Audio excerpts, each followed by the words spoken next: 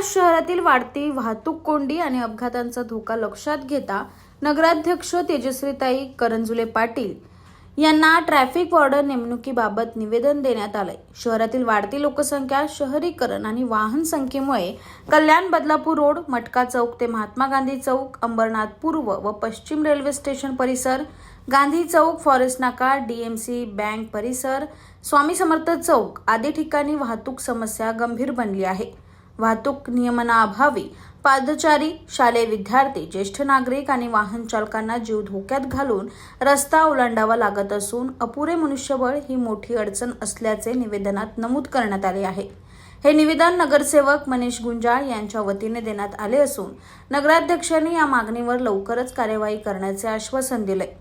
या पार्श्वभूमीवर बेशिस्त रिक्षा चालक आणि अनधिकृत रिक्षा स्टँडमुळे निर्माण झालेल्या वाहतूक कोंडीवर उपाययोजना करण्यासाठी अंबरनाथ नगरपालिकेत वाहतूक विभागासह सर्व विभागीय अधिकाऱ्यांची संयुक्त बैठक आयोजित करण्यात आली। या बैठकीत शहरातील विविध सामाजिक समस्या, नागरिकांना भेडसावणाऱ्या अडचणी आणि त्यावर समन्वयाने तोडगा काढण्यावर भर देण्यात आला।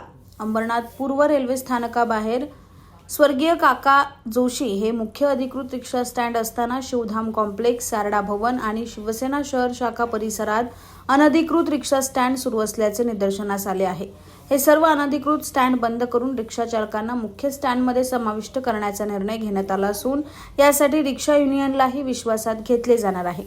या बैठकीस वाहतूक पोलीस निरीक्षक लक्ष्मण कांबळे, पोलीस सलमान तडवी, नगरसेवक अभिजित करंजुले पाटील, मनीष गुंजाळ, नगर अभियंता राजेश तडवी, बाजार विभाग प्रमुख प्रतीक्षा सावंत, राज मोहम्मद शेख यांच्यासह संबंधित अधिकारी उपस्थित होते। या संयुक्त कारवाईमुळे अंबरनाथ रेल्वे स्टेशन परिसर कोंडीमुक्त होण्याची अपेक्षा व्यक्त केली जात आहे। आता मागेच बघितलं तर महत्त्वाच्या चौकाच्या ठिकाणी बरेच ऍक्सिडेंट झालेले आहेत आणि त्या अपघातामध्ये बऱ्याच लोकांचा आणि बऱ्याच नागरिकांचा जीव सुद्धा गेलेला आहे। आपला त्यात मुख्य रस्ता म्हणजे हा कल्याण बदलापूर रोड आणि MIDC रोड, जिथे सुदामा हॉटेल समोर। आता परवाच तिथे ऍक्सिडेंट झाला आणि एका बाईक स्वाराचं तिथं निधन झालं या ऍक्सिडेंटमुळे। त्यामुळे धोका तर खूप आहे। त्यामुळे आम्ही आज तेजस्वी ताई आपल्या नगराध्यक्षा त्यांना एक विनंती पत्र दिलेलं आहे की चौकामध्ये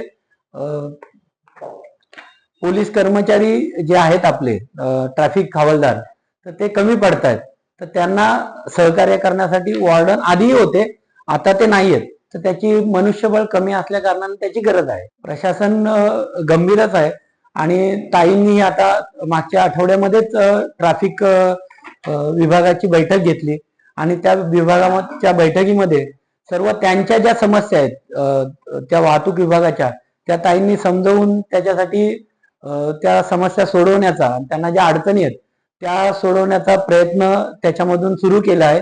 त्यातलाच एक भाग म्हणून हे पत्र आम्ही मॅडमला दिलेलं आहे। आपल्या अंबरनाथच्या नगराध्यक्षा सौ तेजस्वी ताई करंजुले पाटील यांना हे पत्र दिलेलं आहे आणि त्यांनी त्या पत्राची सकारात्मक दखल घेऊन लवकरच संबंधित विभागाशी चर्चा करून काय त्यात व्यवस्था करता येऊ शकते, वॉर्डन घेऊ शकतात की नाही घेऊ शकतात, याबद्दल आम्हाला आश्वासन दिले की हे काम होण्यासारखं आहे। ट्रॅफिक वॉर्डन नेमल्यानंतर, कारण मनुष्यबळ हे वाहतूक विभागाकडे खूपच कमी आहे आणि आता सिग्नल यंत्रणा सुद्धा ठिकठिकाणी सुरू झाली आहे, तरी सुद्धा ट्रॅफिकची मूळ समस्या काही पूर्णपणे समाप्त होत नाही। जागोजागी म्हणजे चौकात शिवसेना शाखा, शिवसेना वडवली विभागामध्ये किंवा मग शिवाजीनगर स्टेशन परिसरामध्ये तर जागोजागी गाड्या पार्क केलेल्या असतात, त्यामुळे नागरिकांना खूपच अडचण होते।